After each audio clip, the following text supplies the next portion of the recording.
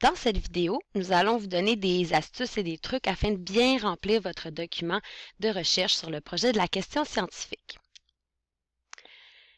Premièrement, le but, c'est que dans cette recherche, vous allez devoir répondre à une question très spécifique sur le monde animal.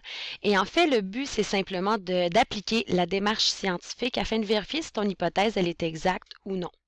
Vous allez devoir faire preuve de rigueur intellectuelle car vous allez devoir confirmer ou infirmer votre réponse grâce à 6 sources d'informations différentes qui doivent être cohérentes, c'est-à-dire qu'elles doivent dire la même chose. Si, par exemple, on dit que dans un livre que c'est vert, dans un autre que c'est vert et dans un autre que c'est bleu, les 3 réponses ne sont pas cohérentes. Par contre, si dans un livre on dit que c'est vert, dans un deuxième livre on dit que c'est vert et dans un troisième livre, on dit que c'est vert et rouge, les 3 sources sont quand même cohérentes. Vous devrez absolument utiliser 3 sources qui doivent venir des livres, encyclopédies ou revues scientifiques de la bibliothèque et toutes les questions ont au moins 3 réponses à votre question scientifique. De plus, vous aurez aussi à trouver 3 sources provenant de l'Internet. Par contre, nous n'acceptons pas toutes les sortes de wikis. Vous pouvez commencer votre recherche par un wiki. Par contre, vous devrez aller chercher dans les références la référence principale, donc la réponse qui a inspiré la personne qui a remis l'information dans son wiki. Dans le travail d'équipe, bien entendu, l'idéal, ce serait que tous les élèves de l'équipe fassent les 15 diapos tous ensemble. Cela dit, on peut aussi se séparer le travail. Donc, comme vous voyez, l'élève bleu, donc un des élèves, serait en charge des diapositives 1, 6, 3 et 9 et 12. L'élève 2 s'occuperait en vert ici des diapositives 2, 7, 4, 10, 13 et l'élève jaune ou orange s'occuperait des diapositives 8, 5, 11, 14 et 15. Ainsi, chaque élève est responsable de 5 diapositives. Bien entendu, puisque c'est un travail d'équipe, vous avez la responsabilité de tout ce qui se trouve dans le document.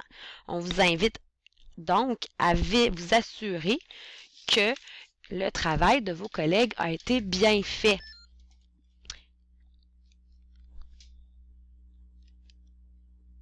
Pour télécharger le document de travail, je vous invite à aller sur la page Didacti, qui est le l'ancien.didacti.com/41 numéro 412614 et vous allez pouvoir trouver dans le projet Questions scientifiques. Donc, vous allez aller sur votre favori Didacti Sciences, vous allez cliquer sur Projet scientifique et vous allez cliquer sur le deuxième lien qui dit ici le document Google Doc Projet Questions scientifiques et vous allez ensuite cliquer sur Make a Copy.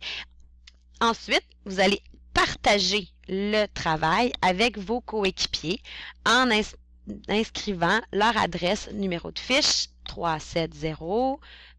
Et là, il y a 4 autres chiffres, @csatic.ca. Ainsi, vos 2 autres collègues vont pouvoir aller chercher le document. Pour aller chercher le document qui est partagé par ton collègue, tu peux accéder à ton csatic.ca et tu peux cliquer sur les 9 petits carrés. Ici. Ensuite, tu peux aller dans ton Drive et vous allez pouvoir voir mon Drive et les documents partagés avec moi. Si c'est toi qui es allé chercher le document la première fois, tu vas le voir, le document, dans mon Drive. Si tu vas chercher le document directement, c'est pas toi qui l'as téléchargé, en fait, ce document a été partagé avec toi par ton coéquipier. Je t'invite à mettre ton projet question, qui est une adresse, dans tes favoris. Tu pourras y accéder beaucoup plus rapidement à l'avenir. Pour faire ton devoir pour la bibliothèque, c'est assez simple. Tu trouves ton site. Ensuite, tu vas surligner la question avec ton curseur, la réponse à ta question avec le curseur, et tu cliques sur la touche ImpEc, qui veut dire impression d'écran. Ensuite, tu vas aller coller directement l'image. En fait, tu vois, ça prend une photo de ton écran. Tu peux ensuite aller coller ton image en faisant CTRL-V sur la diapositive 4 ou 5 ou 6, je crois, de ton document. Ensuite, tu peux ajouter les informations dans tes diapositives pour les compléter. Pour aller à la bibliothèque, je te demande d'imprimer seulement ta diapositive. Ainsi, je m'assure que tout le monde a fait sa première partie du travail. En faisant une impression d'écran, ce qui est intéressant, c'est que dans le haut, on peut voir l'adresse originale et complète. Donc, tu vas pouvoir la mettre dans tes références facilement. Aussi, je te demande de surligner la réponse à ta question. Ainsi, on va pouvoir rapidement voir l'endroit, la réponse à ta question. Et aussi, fait intéressant, tu vas retrouver la date et l'heure à laquelle tu as fait ta recherche. C'est quand même des informations qui sont intéressantes à avoir et ça t'évite de faire du copier-coller et d'être accusé de plagiat. C'est très important de faire cette diapositive-là. Vous pouvez la faire les trois ensemble, mais je vous propose aussi de le faire individuellement. Chacun est responsable de trouver une réponse à la question sur l'Internet. Si tu ne le fais pas, on pourrait décider de briser l'équipe et à ce moment-là, tu seras responsable de faire tout un projet tout seul sur une autre question scientifique. Voici à quoi ressemble la diapositive 6, 7 et 8. Pardon, en fait. Et donc ici, je te demande de mettre ta capture d'écran ici, surlignée. Ensuite, tu vas recopier entre guillemets la phrase que tu as trouvée, c'est-à-dire celle que tu as surlignée. Et tu vas aussi ajouter ton adresse et la date où tu as consulté. La partie en rouge appartient à ton professeur. Ce sont les critères de correction. Lorsque tu iras à la bibliothèque, on te demande chacun est responsable de trouver un livre, mais on vous demande quand même de vous entraider. Donc, lorsque tu auras trouvé la réponse dans ton livre, on te demande de rédiger un protocole dans lequel on arrive à la page qui te donne la réponse. Donc, n'oublie pas, tu commences par un verbe à l'infinitif. Et ensuite, tu dis prendre le livre, et le but, c'est de m'expliquer comment tu es arrivé à la réponse à la page, disons, 35. N'oublie pas d'inscrire la liste du matériel, le titre de la source et je te demande d'insérer ici une photo de la page couverture de ton livre. À la bibliothèque, vous devrez trouver 3 livres qui répondent à votre question. Prenez la page couverture en photo. Ça te permettra aussi de retrouver le livre si tu manques de temps. Ensuite, tu prends une photo de la page complète. C'est pas grave si cette photo-là est floue. Le but ici, c'est de vraiment avoir toute la page et je vais te demander ensuite, sur ta diapositive, d'encadrer l'endroit approximatif où tu as trouvé la réponse.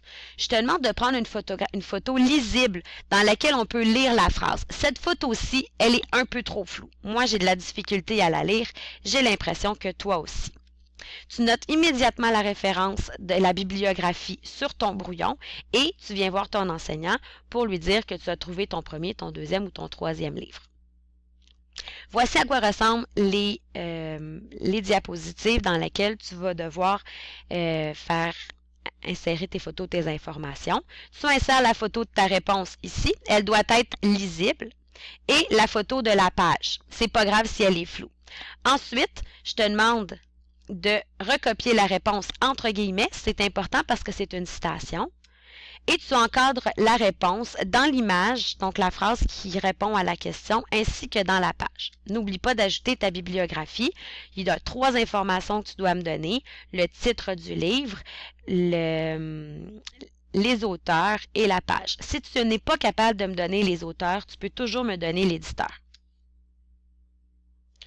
On te demande aussi de faire ressortir toutes les normes de communication en rouge et en caractères gras. Donc, les normes de communication, c'est ce que tu as appris à la page 16 dans tes notes de cours, comment rédiger un rapport de laboratoire. Alors, lorsque tu es dans ton document, tu surlignes l'endroit. Tu vois ici, c'était en gris. J'ai surligné. Tu peux cliquer ici sur la couleur et choisir le rouge. Tu peux aussi choisir le caractère gras. Dans la première diapositive ici que j'ai donnée en exemple, n'oublie pas la référence de l'image et tu me mets une belle image décorative là, qui te motive. Pour l'analyse et conclusion, ça serait chouette de la faire ensemble. On te demande de résumer dans vos mots. C'est vraiment important. Là, ici, c'est dans tes mots. C'est ici que tu vas rédiger la réponse détaillée à la question scientifique et on te demande 3 phrases. Une phrase, ça commence par une lettre majuscule et ça se termine par un point. Tu peux insérer ensuite une image qui va appuyer ta réponse ou qui va t'aider à l'expliquer, par exemple, un schéma que tu as trouvé sur l'Internet.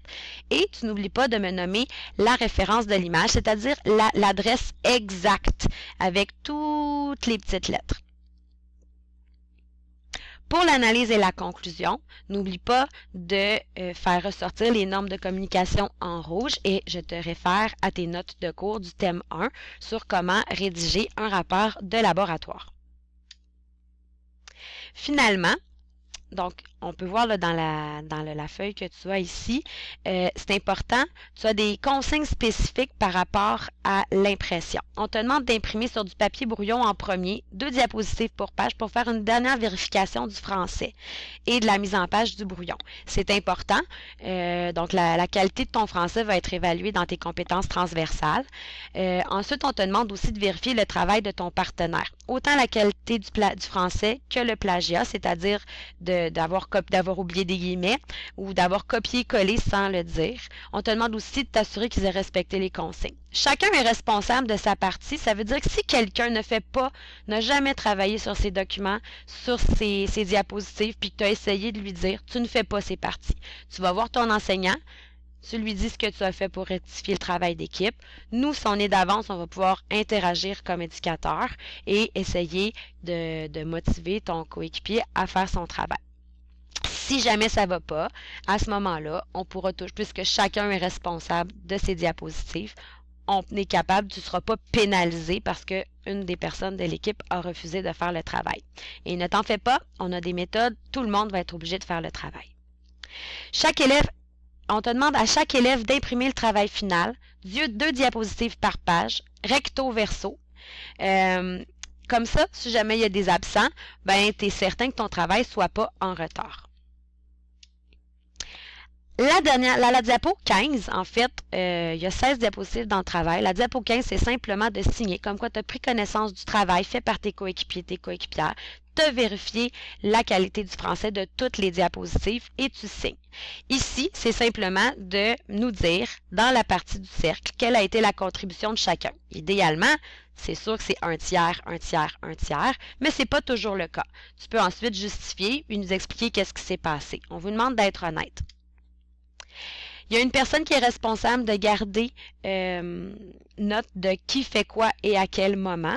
Donc, c'est la dernière diapositive. Et de noter les dates où l'équipe s'est rencontrée, l'endroit et qu'est-ce qui a été fait dans le protocole. Tu as simplement à m'inscrire les lettres.